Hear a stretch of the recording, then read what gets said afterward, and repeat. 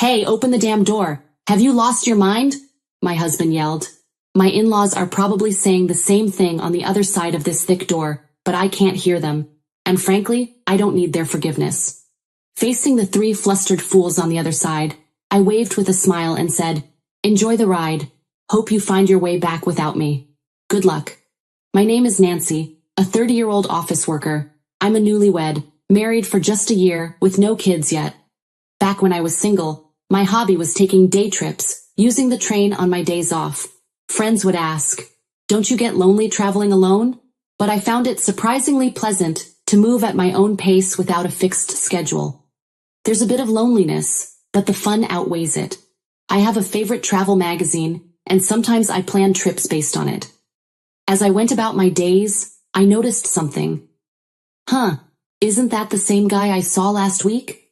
It seemed coincidental, but after the third time, I might have thought it was fate if I were romantic. Instead, I just felt a bit scared, but it turned out he felt the same. Sorry if I'm mistaken, but didn't we meet last week and the week before at completely different places? He approached me with a slightly scared look. Wait, do you think I'm following you? I asked, perplexed. To clear up the misunderstanding, I opened my travel magazine and confidently said, "I'm just traveling based on this magazine." Surprised, he responded, "Me too," and opened the same magazine, smiling happily. That's how I met my husband, Jace. He turned out to be a really interesting guy. Being cautious by nature, I always end up carrying a lot of stuff. But he said, "I always travel light so I can move easily. Nowadays, with cashless payments, you hardly need cash. A mobile phone is enough." He laughed joyfully. Talking with someone with such different values was very stimulating. We hit it off, discussing our favorite travel destinations, and exchanged contacts. Though we both liked solo trips, we started going out together more often. Surprisingly, I enjoyed sharing memories with someone else, and I found that local food tastes even better when shared. One day, after about 6 months, Jace asked me to go out. I didn't feel bad at all. In fact, I felt the same way and remember being very happy. We decided to get married 6 months into our relationship. I thought our happy newlywed life was just beginning, but my expectations quickly shattered due to Jace's parents, Alan and Daisy. Their house is about a 30-minute drive from ours. They are still in their 50s, with Daisy working part-time, and both of them are employed. Initially, they used to visit our house, but lately, we've managed to maintain a reasonable distance. However, an incident occurred that disrupted this balance. "Hey Jace, let's go here on our next day off," I suggested. "I agree. Sounds good," he replied. Our post-marriage tradition of many trips to tourist spots continued as usual. Minimalist Jace recently reduced his belongings to just a mobile phone, even entrusting his wallet to me. "It feels so light. I don't look like someone who's about to go out at all, do I?" he said with a contented smile. I thought to myself, at least carry your own wallet. But it wasn't really a bother. It was an ordinary conversation. But that day was different. "Oh, by the way, Dad and Mom's wedding anniversary is coming up soon. How about we invite my parents on our next trip?" Jace's sudden suggestion made me tense up. Of course, there was a reason for that, but I couldn't just say no, so I responded, "Yeah, that sounds good. We haven't seen Daisy and Alan recently anyway." Unaware of my slightly strained face, Jace didn't notice a thing. The next day, when I mentioned it to my husband, he simply shrugged and said, "I know it might be a little awkward, but I'll do my best." That didn't exactly put me at ease, but I steeled myself. Honestly, I'm not comfortable around my parents-in-law. They're not bad people, we're just not a good fit. I'm more on the reserved side, not fond of noisy places, and this applies to people too. Talking to high-energy people can be mentally exhausting for me. Speaking of my parents-in-law, they are incredibly cheerful. When I first met them, their exuberance overwhelmed me. "Nice to meet you, I'm Jace's mom," Daisy exclaimed, while Alan chimed in, "And I'm the dad." They announced loudly, like comedians, making me stiffen up involuntarily. That time, the four of us, including Jace and his parents, went out to eat, and they chose the restaurant. I wondered if it was their favorite place, but when we got there, it was an all-you-can-eat buffet. Meeting their son's girlfriend for the first time at such a casual place made me laugh. "We're so nervous today. We haven't eaten anything since morning," Daisy said cheerfully to me, though she didn't seem nervous at all. That's right. Plus we have to get our money's worth," Alan added, the true reason for skipping breakfast quickly revealed. Their loud voices attracted quiet laughter from nearby tables. Embarrassed by them and wanting to go home, I looked sideways, thinking Jace must feel the same. I was surprised to find he wasn't there. He had gone to get food. Not to be outdone, the parents-in-law also got up, piling their plates with food. Are they planning to hibernate after eating so much? Can I really become part of this family? I managed only a forced smile at their overwhelming presence. I barely ate that day, nervous as I was, feeling uncertain about the future with Jace. I was touched when they said at parting, "What a wonderful girlfriend Jace has. He may be awkward, but please take care of Jace from now on, Nancy." I was simply happy to hear that. I loved him too, and I thought the parents-in-law weren't bad at heart. So when he proposed a few months later, I faced no hesitation. But it turns out I'm not adept at judging people. At our wedding, the bridegroom's parents, my parents-in-law, completely disregarded the ceremony and focused solely on eating, leaving my own parents utterly disillusioned. Jace has a brother, Edward, who seemed to be the only sensible one. "I'm sorry my parents showed such an embarrassing side. It's really shameful," Edward said as he came to greet us politely. "As I heard from my parents, Edward, who lives alone, seems to have a strained relationship with his parents. It appears the feeling is mutual, as they once complained. That boy is always so noisy with his complaints. Just the other day, he bragged about buying several eggs when it was limited to one per person, and I scolded him for it," Alan said, shaking his head. Seemingly annoyed, Edward replied, "Don't you feel guilty about benefiting yourself at the expense of others?" Hearing this story, I thought to myself, isn't that a fair point? What's wrong with that? Honestly, I really thought that way until my parents-in-law came to visit our new home. They arrived empty-handed, which wasn't a problem. But then they started rummaging through our shelves, exclaiming, "Isn't this the snack they're advertising on TV? I've been wanting to try it. Oh, and this one too." They foraged through my hidden snacks like they were on a treasure hunt. Even though I bought those snacks, Jace, without any malice, said, "If you want them, take them home. That's fine, right, Nancy?" I wanted to smack him right then and there. All I could do was respond with a forced smile. I had a suspicion, but it was clear now. The parents-in-law were moochers. "I want this. I want that. Give me, give me." In the early days of our marriage, they came over every week, sensing an opportunity, and I was almost driven to neurosis. "Hey, don't you think there's something off about Daisy and Alan? They're kind of annoying," I exclaimed, my anger exploding. I ended up fighting with Jace. Despite how angry I was, Jace looked puzzled and tried to reassure me. "No, not really. Is it that strange? They've been like that since I was a kid. Don't worry about it." He said this while patting my shoulder lightly, which made me furious. "Are you kidding me? If this keeps up, I'll divorce you." My raised voice seemed to alarm Jace, and he quickly put an end to the parents-in-law's invasions. I don't know what Jace said to them, but since then we've been living peacefully. However, the thought of traveling with the parents-in-law naturally made me anxious on the day of the trip. I was taken aback to see them waiting. "It's been a while, Nancy. I heard you've been busy with work. Must be tough," my mother-in-law spoke to me, but I was far from calm. The reason lay in the appearance of the parents-in-law. Daisy and Alan, where's your luggage?" I asked, looking closely at them. Daisy and Alan had brought nothing with them, even for a day trip. "Isn't it normal to bring at least a bag?" "We wanted to be ready to move quickly, and I have a sore shoulder," Daisy responded, her words echoing something I'd heard before. It was baffling. The rest of the trip went as badly as I feared. It was soon revealed that the parents-in-law had forgotten their wallets, feigning ignorance. "That's strange, isn't it?" they said, watching me. Playing dumb, I thought maybe it's better to just call off this trip or even cancel it. But unfortunately, my feelings weren't understood. Jace, looking exasperated, said again, "My folks have always been like this. I'll cover for them, but make sure they pay me back." It seemed the trip would continue as the parents-in-law laughed and apologized. All I felt was disgust.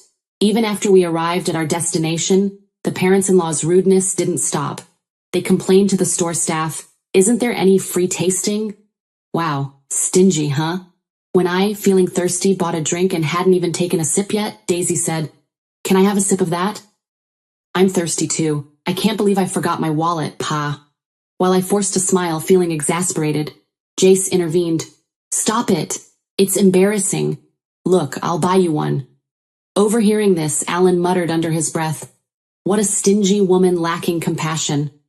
I didn't miss his comment. I could say the same to you. I should have left at that point, but I was a bit stubborn. A similar incident happened twice more afterward. Apparently, the first trip was so enjoyable that my mother-in-law contacted Jace for another. When I saw them on the station platform, I couldn't help but feel chills. The second time, they brought their wallets, but when the moment came, "Oh no, this is the wallet I used before. I rushed out in such a hurry," Daisy said. Their obvious lie was something only Jace would believe. And on the third trip, they forgot their wallets again. By then, it was clear it was a deliberate act. "Daisy, excuse me, but did you deliberately forget your wallet? You never intended to pay, did you?" I asked with a touch of suspicion. I hit the nail on the head, and her face turned red. "Hey, what a rude woman you are. Apologize to Daisy." Alan glared at me, demanding an apology. "No way," I retorted. "I've thought this for a long time. Both of you are just too greedy." Caught in the argument with the parents-in-law, Jace seemed at a loss. Tourists around us watched curiously, and noticing their gaze, Jace seemed to feel ashamed. Finally, he said, "Stop it, please," breaking down, crying. I felt truly disillusioned, but the parents-in-law reacted differently. Rushing to a crying Jace. "I'm sorry, Jace, it was my fault. You're so kind to cry for me." Daisy tried to calm him down. Alan stood quietly beside her. I didn't know how to react to this farce. Only one thought came to mind. "Yeah, this is impossible. Let's get a divorce." That was all I could think. Seeing Jace's tears, the parents-in-law seemed to lose their fighting spirit. "Nancy, we know we've been wrong. It's Jace's money, but we've still taken advantage of him. We shouldn't have, but it's his money after all," they admitted. I don't know why they repeated it, but their words, dripping with sarcasm, showed no real remorse. And so, it was confirmed that they had deliberately forgotten their wallets. Daisy referred to it as Jace's money, but we both work, and his salary is only slightly higher than mine. Our actual incomes are not much different. Recently, every trip with the parents-in-law ended with, "I want to buy this too. Maybe some gifts for the neighbors as well." "What's that? Looks tasty. Hey Jace, buy that for me." Because of their endless demands, Jace's credit card bills were shockingly high. We've been living mostly on my salary for the past few months. At the time of marriage, I considered it family money and believed in spending within the limits of our allowance for personal desires. Don't be a burden to your partner, I thought. The thing that infuriated me the most was when cashless-reliant Jace exclaimed at our travel destination, "What? Only cashier?" He called me over and pulled his wallet out of my bag. It only had a few dollars in coins. "No, I messed up. You know I don't carry cash, right?" he said without malice. It still makes me furious thinking about it. For the record, I always paid for my own things. Yet the parents-in-law probably thought I was living off Jace's money and just complaining. We split living expenses, so such accusations were nothing but unpleasant. Thinking all this, I coldly watched Jace crying and Alan consoling him. After a moment of thought, I said, "I was wrong too. Sorry for being presumptuous. You guys go ahead on the train. I'll buy some drinks and follow." I smiled calmly, and Jace and the parents-in-law happily boarded the train. Their smiles turned to panic a few minutes later when I didn't return. Jace must have felt something was off as he messaged me, "Nancy, are you coming? The train is about to leave." Right then, the heavy doors slowly closed from the platform. I had a clear view of Jace's panicked face. It seemed he noticed me and was shouting something. I was replying to his earlier message, "I'm divorcing you. If your parents are so important, live happily with them. Goodbye." I ignored his calls, thinking, doesn't he care about being a nuisance on the train? He sent several messages afterward, but I ignored them all. Jace's face through the door slowly turned to anger. "Hey, open this door. Are you crazy?" I won't forgive you, he said, as if I needed his permission. The parents-in-law seemed to be yelling too, but of course I couldn't hear them.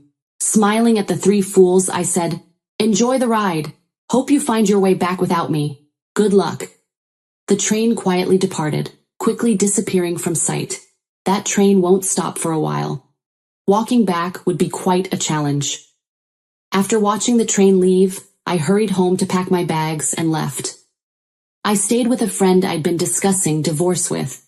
Jace's barrage of messages continued until they suddenly stopped. His phone must have died. He often forgot to charge it before bed, and it was only at 20% this morning.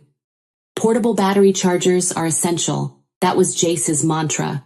But his crucial portable battery charger was in my bag, along with his wallet. I left all the belongings he entrusted to me at home. He must be panicking by now, but that's not my concern. While planning my next steps with my friend, my mobile phone rang. The caller was unexpected. Edward, Jace's brother. "Nancy, I'm sorry. Did something happen?" According to Edward, Jace's phone had run out of battery, and in his panic, he dropped it, shattering the screen. Unable to reach me, the desperate parents-in-law could only think of one person to call. So I got contacted, but all I got was, "Ask Nancy for the reason." He seemed unwilling to say more. I told Edward everything about Jace and the parents-in-law without holding back. As I spoke, I could hear Edward's voice growing more intense on the other end of the phone. "Nancy's making a fool of us. Put her in her place, Edward." His parents were loudly urging him to step in, confident that with his sharp tongue, he'd be able to out-argue me. After I finished explaining, Edward snapped, "What's wrong with you? Are you an idiot?" I uttered in a daze. "Excuse me?" I had heard from Daisy that when Edward is really angry, his tone becomes harsh and commanding. And because he always speaks logically, Jace and his parents can never argue back when he gets like that. I could hear them bickering in the background, but I quietly hung up the phone. Jace was not content with the divorce. But after I conveyed through a lawyer that I wanted to divorce without any further contact, he reluctantly agreed, accompanied by Edward. Later, Edward told me that the parents-in-law had always been terrible moochers, disliked by neighbors and even school associates. When Jace returned to the ex-in-law's house, he quickly became the talk of the neighborhood, and now all three hardly ever go out. Jace's colleagues, not knowing what to say about the quick divorce, were treating him like a delicate subject. "I'm glad to cut ties with them after this incident," Edward told me with a laugh. The parents-in-law were known at the local supermarket for their outrageous behavior. "This is expiring soon, so give me a discount." "It's a little damaged, so I'll take it for free." Edward expressed his long-standing embarrassment and disdain for his parents' behavior. Recently, Jace has been seen joining them, reflecting their blood connection. It turned out the parents-in-law were both gambling addicts, often skimping on food expenses, which explained their constant hunger and lack of money.